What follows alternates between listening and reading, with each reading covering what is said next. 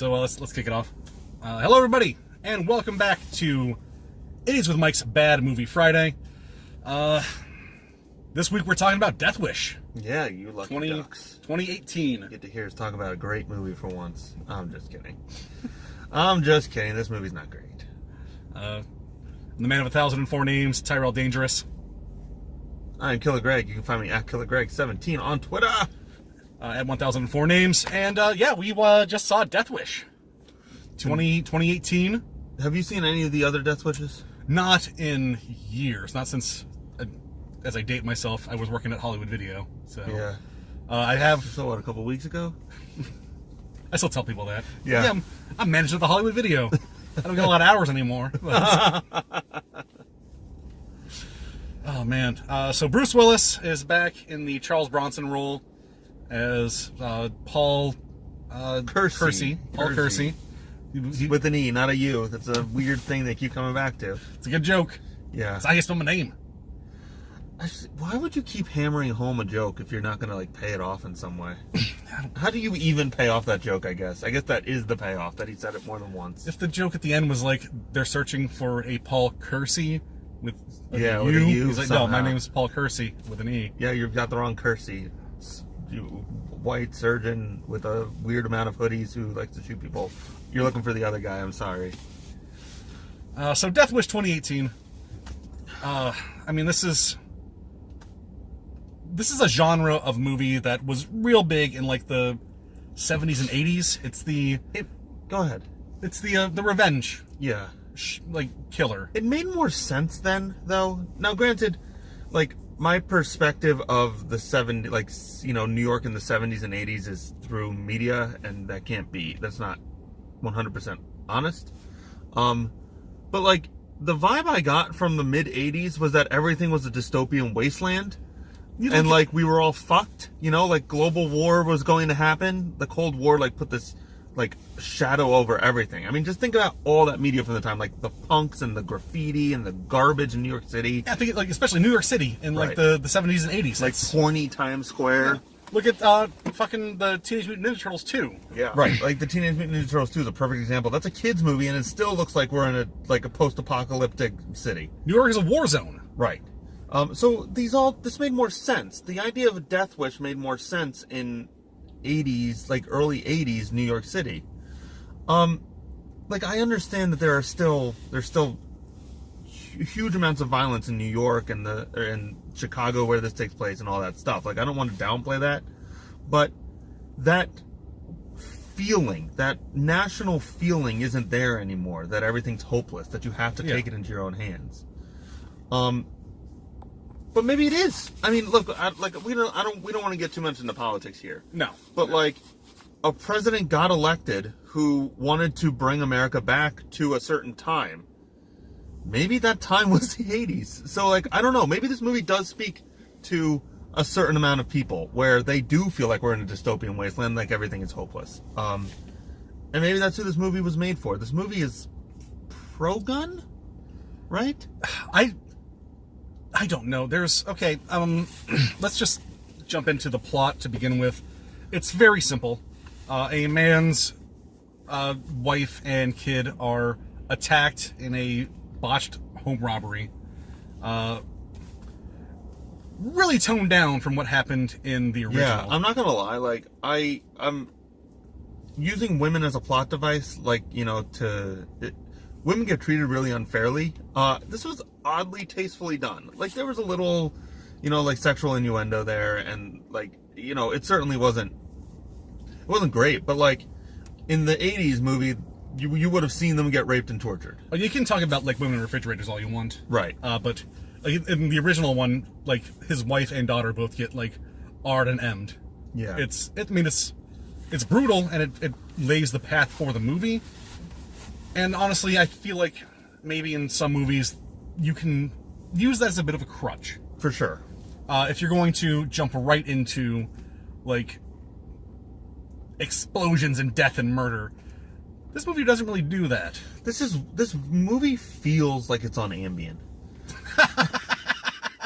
You know what I mean? And yes, I do. Yeah, and with going into a little outside of the movie itself, this movie was delayed because of the Las Vegas shootings, and then, now it comes out immediately post the Florida school shooting.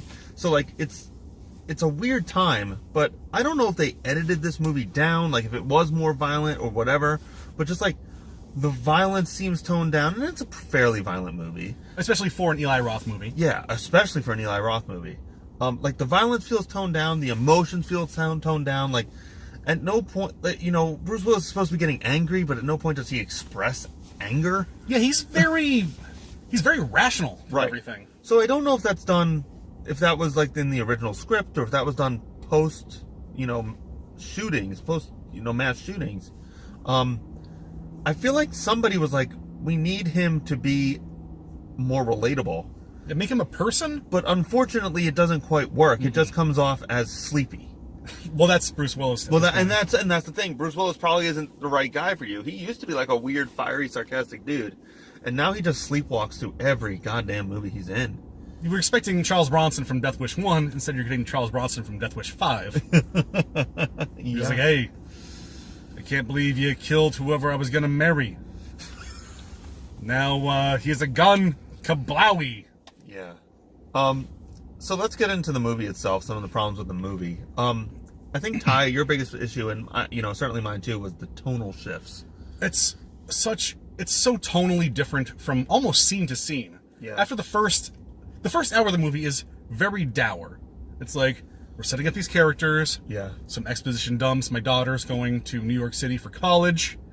We're very proud of her. I didn't hate the first half of the movie, what it was trying to do. Yeah. Like, they actually established characters and relationships and stuff like that, and I thought they did a good job, so that when the shit went down later, it should have had more of an emotional impact.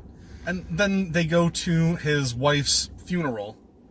Her father is talking to Bruce Willis about, did they find anything about the guys? And then he's like, motherfucker, and pulls off the road. Yeah, he's like, fucking poachers. They're in the country. They're in Texas, but these poachers are apparently poaching deer? Like, is that a thing? We're not in Africa. They're not poaching ivory. They might be doing the driving on like the side of the road and shooting the deer like that. I guess it's real strange. It's real bad, real stupid, and it is very this could have been cut out. And then the dad's like, cops are never around. They're only around afterwards. It's so you gotta so on the nose. Yeah, just like you gotta protect yours with guns. After things happen. Because, cops only do things after things happen, but you need to go on a revenge kill. Even though he only does things after they happen. And then we still sit on that for 45 minutes. Yeah. So eventually a gangbanger comes into the ER. He's a doctor at this one. He's not the architect that he was in the past. So this thug gangsta comes in, drops a gun on the floor as he's in surgery. Convenient. He goes to the gun store and finds out it's a little bit hard to get a gun. And that there's so much paper trail. Right. Yeah. So then, a gun literally falls into his lap. Oh, yeah. And he's like, oh, well, that was convenient. All right. And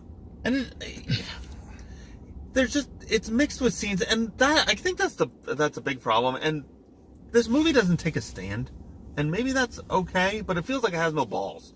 That's actually... Because it feels like it goes both ways. Right. It's like gun violence is bad, vigilantism is bad, but also Bruce Willis is a cool dude, and he's finally taking justice in his own hand because crime is out of control. And it's like, which do you want? And they even intersperse radio clips where very famous MTV VJ Sway and his crew are arguing on the radio against Man-Cow, who apparently is still a thing. I didn't know that was ever a thing. Yeah, he's one of those original OG shock jocks. Oh. He's like a wannabe Alex Jones. Right. So, they're playing both fields, and the movie suffers because of it. Because, look, whatever your statement you want to make is, vigilante justice is bad, leave it to the cops. Cops are good. I know it's slow, but they're doing their job. If that's the stance you want to take, that's fine. On the other hand... Or if you want to take the stance that violence is everywhere, cops are ineffective, you got to protect you and yours. If you can find... That's fine, too. Just pick one, and your movie's going to be better for it. If you can find a gun, you can just beep boop on YouTube, find out everything you need to know. Yeah, apparently YouTube is just the best resource in the world. I mean, it is. Well, yeah, it is. I'm not going to... Hi, YouTube. Yeah, thanks for watching. Oh, man. So, I really wish they had just picked a point and stuck with it. Like, I might not have agreed with it in the end, but the movie would have been better. And then, yeah, there's jokes. At one point, he kills a dude with a pun. It's like, oh, this is just terrible. And that's the thing. Like, do you want Bruce Willis to be emotionally unhinged, or do you want him to be cool dude action hero? Yeah, is this like a dramatic, like, vengeance story, or is this him like pew pew cowboying it up? Right. You know? Like, is he John McClane? There's a place for both of those in cinema, and this is both of them at the same time, and it's just awful. It's so, because they do a bunch of, like, he's in therapy, he's talking to people, and then he finally gets a gun, and then fucking Back in Black starts playing. Yeah. blaring. And, like, this should be a moment where he's, like, seriously contemplating whether he wants to go through with this, whether he wants to become a murderer in the name of, like, morality and justice. But instead, it's like, look at this cool gun. Or it's a moment where the movie takes an entire turn, flips it on its head, and he just starts, like, doing backflips and just acing dudes. Right. So, like, just pick one. This movie's directed by Eli Roth. He's done a bunch of movies. I don't know if I've ever liked any of them. I liked Cabin Fever, I guess, when it came out. I think that's the one. Yeah. And that's it. This is the least Eli Roth movie. Like, it's a little bit violent, but it's not like violence porn like every other one of his movies. No, it's like, as Greg said, it feels like it has balls chopped off. Yeah. It may have said something at some point, but now, after all the real world things that have happened, it's got no teeth. Yep. Eli Roth is an awful director. Oh, yeah, absolutely. This movie is like filmmaker 101. It's like shot, reverse shot. What's it called? Tandem? You know, it's like two-person shot, reverse shot, conversation, two-person shot, reverse shot. Just back and forth. There's cuts all over the place. Like I'll say something to Ty, and then the camera will cut to Ty to just see his face for a second, and then come back to me Greg, to continue talking. Did that? Yeah. And then cut to him. But now you know that as an audience because you saw him do it. Yeah. There was one scene, and it was just a basic conversation in a hospital room, and it was shot like a Michael Bay film. It's like, motherfucker, Jesus, just stick on a person. Like, if Bruce Willis isn't saying anything, you don't need to cut to him. You can stay on the person who's making an emotional statement and let what they're saying sink in and let the emotion envelop the scene. But nope, it's like shot, shot, shot, shot, shot, coma, shot, Bruce Willis, shot, girl, shot. Oh my God. Just stop. And every shot is virtually static. There's a couple, like, city shots, but obviously that was the second director. Like, Eli Roth didn't do that. Whoever we need get B-roll, please. Yeah, whoever the B-roll guy was, he went out and got it. So there's a couple, like, sweeping Chicago shots, and there's a few pan-ins. And I swear to God, those are the only camera. Static shot, 3 pan-ins. And it is visually dull. This movie is shot by an amateur who happens to have made a bunch of movies. I mean, that's, like, going back to expectations for this movie. I think Greg brings up the point where, like, it should be an emotional thing where he's like, can I take a life? Can I actually avenge my family? I was looking more for, I want to see him just blowing dudes away. Right. I want to see him fucking acing dudes, like, pow, pow, pow. And we don't get, none of us are sated by this. Right. Like, I don't know who this movie's for. No one's going to leave that movie happy saying, yeah, that was the movie I wanted. Like, it doesn't pay homage enough to the original that, you know, old fans are going to enjoy it. It's not placating to gun nuts. It's not making a stand on anti-gun to help, to apply to the liberals. Like, this movie isn't for anybody. It's a nothing movie. This is like if at the end of Bowling for Columbine, Michael Moore was like, well, I don't know. Yeah, maybe. I hear both sides. I mean, yeah. It's almost too, it's... Good point. There are good people on both sides. Everyone makes good points. There are heroes on both sides. What's that from? The Attack of the Clones? Yes. No, the third one. Revenge of the Sith. No, it's in the opening crawl. There are heroes on both sides. Yeah. Okay. Because it talks about General Grievous, I think. Oh, man.